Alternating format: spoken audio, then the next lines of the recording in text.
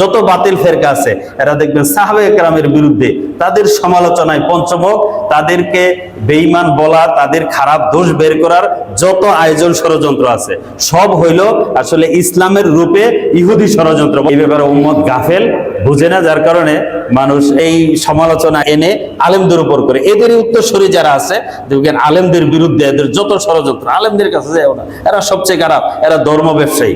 আর যে আলেমরা ধর্ম ব্যবসায়ী হইলে তুমি কি? এরা তো ধর্মের ব্যাপারে স্পেশালিটি অর্জন করে সারা জিন্দেগি লেখাপড়া করে এই ধর্মের উপর জীবনটা দিয়ে ধর্মের ব্যাখ্যা দিচ্ছে। তোমার দাড়ি নাই, টুপি নাই, মোছ নাই, তুমি ধর্ম কিছু শিখলা না, আর তুমি কি একটা মঞ্চ বানায়া কিছু মানুষকে পয়সা দিয়া রেডি করে আলেমদেরকে সমানে গাইলো। এরা ধর্ম ব্যবসায়ী। আর ধর্ম ব্যবসায়ী তো তুমি ধর্মের মোড়ক নিয়ে কেন আছো? তুমি নতুন একটা পারলে ধর্ম করো, ইসলাম নাম দিয়া ইসলামের নিয়ম নীতি মানবা না, না মেনে তুমি ইসলামকে ব্যবহার করে ইসলামের যারা ব্যাখ্যাদানকারী, ইসলামের যারা ধারক বাহক ওলামে একরাম তাদেরকে গালি দিয়ে তুমি নতুন ধর্ম বানাইছো, নাম দিছো হিজবুত তৌহিদ। কেন? তুমি তোমার শয়তানের অনুসারী, তোমার দলের নাম হিজবুত শয়তান দাও, দেখি তোমার দলে কে যায়। তুমি ইসলামের নাম ব্যবহার করতেছো, তুমি ধর্ম ব্যবসায়ী। আলেমরা ধর্ম ব্যবসায়ী না, বলেন ঠিক না বেটি?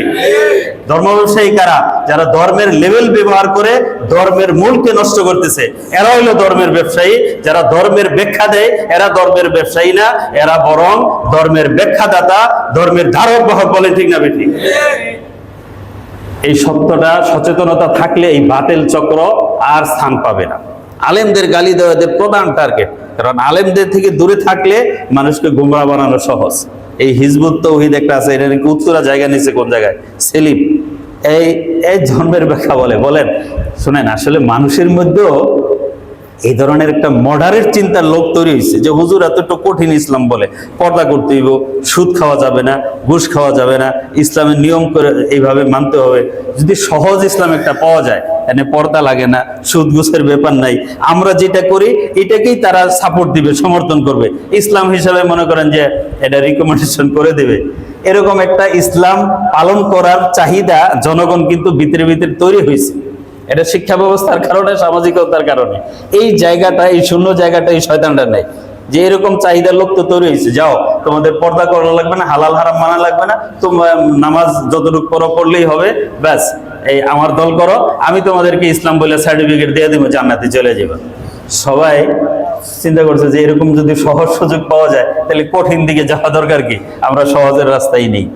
এই সুযোগটা তারা নেই, বলেন ঠিক না ঠিক? আর যত বিদেশি গোয়েন্দা সংস্থা আছে ইসলামের মধ্যে ভিন্ন মত কেউ যদি তৈরি করতে পারে, তারে দেখবেন তেল রসদ দেওয়ার লোকের অভাব নাই, গোয়েন্দা সংস্থার অভাব নাই, টাকার অভাব নাই, বলেন ঠিক না ঠিক? কিছুদিন এই দেশে ইসলামের বিরুদ্ধে বইলা লেখা তারা ইউরোপ আমেরিকায় ভিসা পেয়ে যায় সহজে, এই দেশে গিয়া তারপরে ঠিকানা হলে আরামসে থাকে।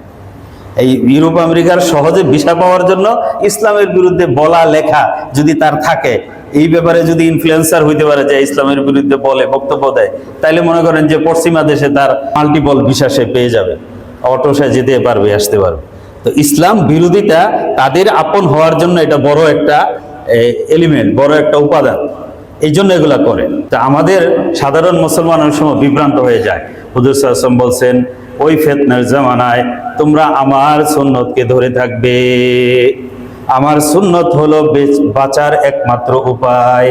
ফাআলাইকুম বিসুন্নতি ওয়া সুন্নাতিল খুলাফাইর রাশিদিন আল মাহদিন।